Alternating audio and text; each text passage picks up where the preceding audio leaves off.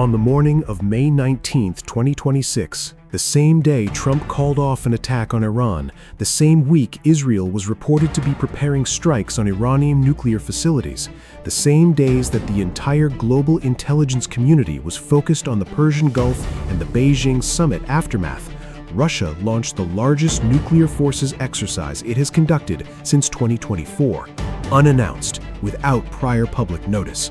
All three legs of the nuclear triad simultaneously: land-based intercontinental ballistic missiles, submarine-launched ballistic missiles from 8 strategic submarines deployed across the Northern and Pacific fleets, and strategic bombers from the Long Range Aviation Command. 64,000 military personnel, more than 200 missile launchers, 73 surface ships, and in Belarus, under the supervision of Russian 12th Gumo, the unit that controls Russia's nuclear warheads, Iskander ballistic missile crews carried out what official statements described as preparation for the receipt of special munitions and mating with missiles. Nuclear warheads physically placed onto missiles in a country that borders NATO, while the world was watching the Strait of Hormuz. Nobody reported it as the top story of the week. This video corrects that. The Ministry of Defense announced the exercise on May 19th, framing it as a rehearsal for the preparation and use of nuclear forces in the event of a threat of aggression. That framing is standard Russian doctrine language, the same language used in every previous nuclear exercise announcement. What was not standard was the timing, the scale, and the operational steps taken during the drill. The exercise was conducted in 3 phases. In the first phase, May 19 to 20, all nuclear force units were brought to what Russian military doctrine calls full combat readiness, the highest state of readiness below actual launch authorization. Nuclear munitions were delivered to Russian and Belarusian units capable of employing nuclear weapons. In Belarus specifically, Iskander ballistic missile crews received the munitions and mated them to their launch vehicles. Russian 12th Gumo trucks, the unit responsible for nuclear warhead custody and transport, were visible in the footage arriving at night. In the second phase, on May 21st, live launches were conducted. A Yars ICBM, Russia's newest and most capable land-based intercontinental ballistic missile, replacing the aging SS-18 Satan fleet, was fired from the Plesetsk test site in northwestern Russia. A Cherkon hypersonic cruise missile was launched from a surface ship in the Barents Sea, the same weapon Putin has called unstoppable, and that travels at Mach 9, making it theoretically impossible to intercept with current Western air defense systems. And a Seneva submarine-launched ballistic missile was fired from a Project 667 BDRM Delta IV nuclear submarine, one of Russia's oldest and most reliable SSBN platforms, somewhere beneath the Barents Sea. 3 launches, 3 different threat vectors, all on the same day. According to the Bulletin of Atomic Scientists, cited by the BBC's Russian service, the exercise likely involved the majority of Russia's estimated 320 nuclear-capable ICBM launchers, roughly 95% of Russia's entire land-based nuclear force, activated simultaneously for readiness verification. This is not a unit-level training exercise. This is a system-wide combat readiness check of the most destructive arsenal on Earth. The detail that has sent a cold signal through every arms control community and intelligence service that tracks Russian nuclear posture is the timing. Russia conducts large-scale nuclear exercises regularly, typically in October, as part of what analysts informally call the GROM exercises that Putin has held annually since 2022. An October exercise is expected, planned for, and assessed within a known calendar context. A May exercise is anomalous. The last time Russia conducted a major surprise nuclear exercise in an off-cycle month was February 19, 2022. 5 days later, Russian armored columns crossed into Ukraine in the largest land war in Europe since World War II. The nuclear exercise on February 19, 2022 was, in retrospect, the final check of Russia's strategic deterrent before it launched a war it expected to draw NATO threats in response to. It was Putin verifying that his nuclear forces were ready as a precondition for a major conventional military action.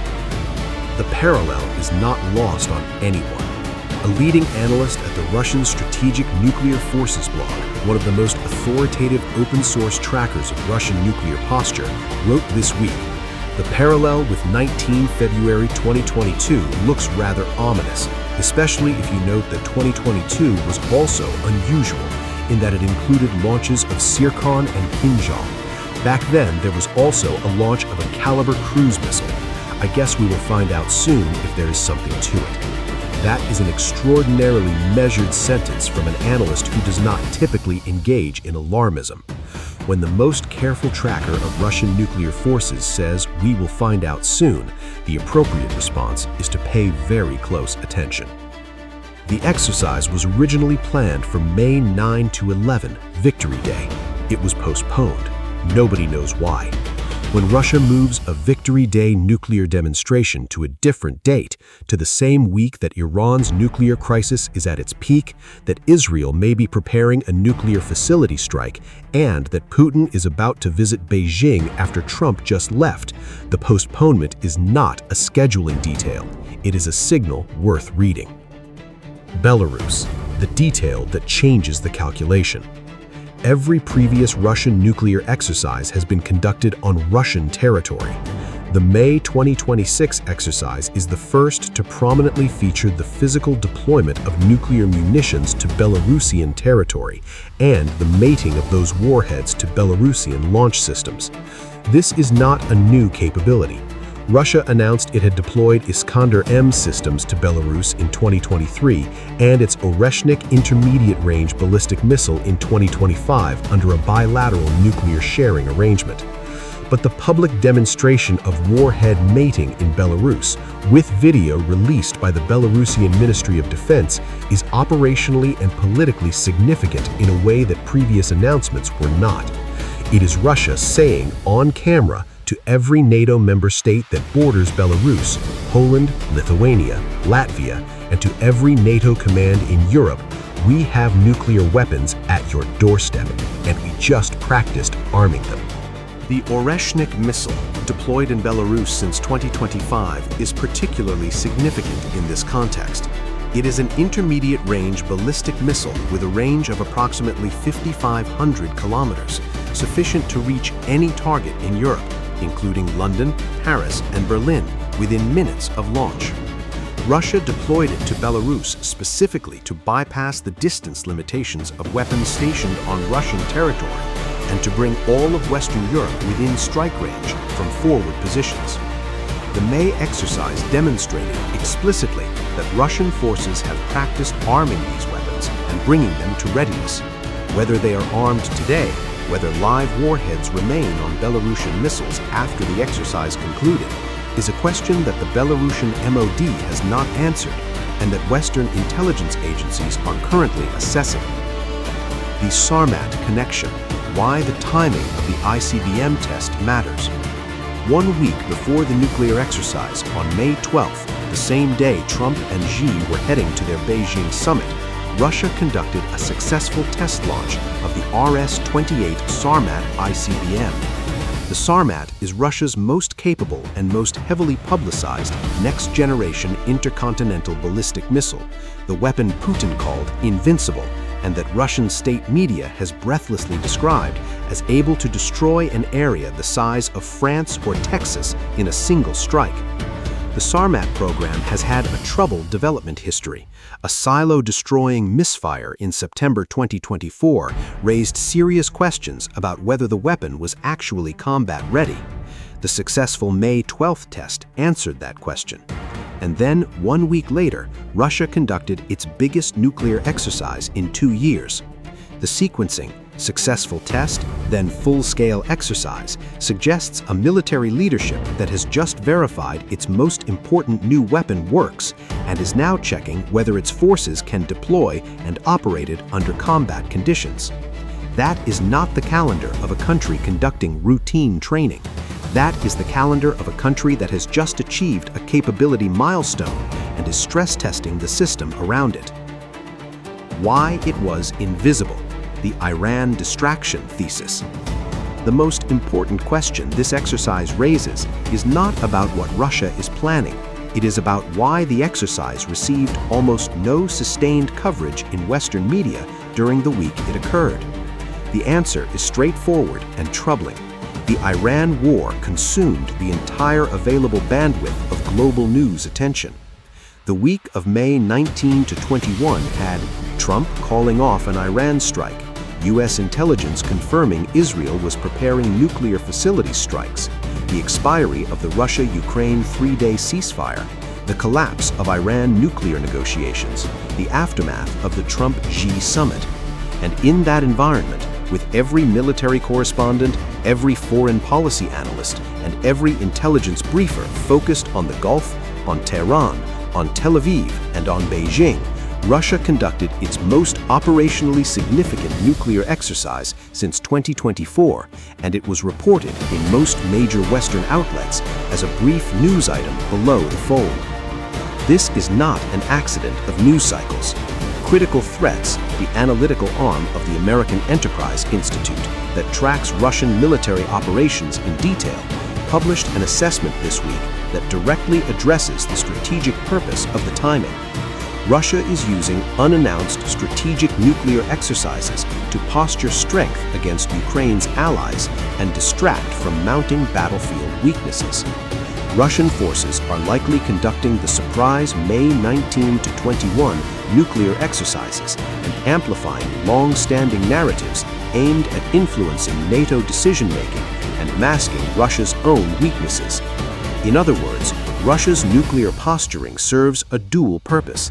It signals capability and resolve to Western audiences while simultaneously obscuring the fact that Russian conventional forces are under significant strain in Ukraine. A nuclear show of force redirects attention from the front lines, and when the world is already looking at the Strait of Hormuz, a nuclear exercise that would normally generate a week of headlines generates a news brief instead. Russia scheduled accordingly. What to watch, the signals that matter. First, whether Russia announces another exercise, particularly one involving tactical nuclear weapons in the Kaliningrad exclave, the Russian territory surrounded by NATO members Poland and Lithuania that serves as Moscow's primary forward nuclear position in Europe. A Kaliningrad nuclear exercise, following the Belarus mating event, would represent a significant escalation of forward nuclear posturing. Second, whether there is any unusual movement of Russian SSBNs, strategic ballistic missile submarines, out of their home ports at Gajievo on the Kola Peninsula and Vilyuchinsk in Kamchatka. 8 submarines were involved in the May 19th to 21 exercise. Whether they have returned to port or remain on patrol is a critical indicator of Russian nuclear posture. Third, Putin's Beijing visit. Whatever private signal Putin gives Xi about Russia's nuclear posture and its intentions in Ukraine will shape Xi's calculations about Taiwan and about the Iran negotiations simultaneously. That conversation, whatever it contains, may be the most important conversation of 2026 that no outside observer will ever fully reconstruct. Closing. Here is what happened while the world was watching Iran. Russia mated nuclear warheads to missiles in Belarus. Russia fired an ICBM, a hypersonic cruise missile, and a submarine-launched ballistic missile on the same day. Russia brought 64,000 troops and 95% of its ICBM launchers to full combat readiness. Russia did all of this in the same week that the February 2022 parallel, the exercise before the invasion, is sitting in every analyst's mind like a warning light that nobody wants to acknowledge out loud. And Russia did it in the 1 week when nobody was looking. The world has a limited amount of strategic attention. Iran consumed it. Russia knew that, and Russia acted accordingly. Whether what Russia did this week was a routine exercise, a political signal, or something more ominous, we will, as the most careful analyst of Russian nuclear forces wrote this week, find out soon. One question: Do you believe Russia's unannounced nuclear exercise this week, mirroring the February 2022 pattern, is routine deterrence posturing? Comment routine. Or do you believe it is a signal of intent that the West is dangerously unprepared to interpret correctly? Comment warning. Stay sharp. The most dangerous story of the week was the one nobody told you about until now.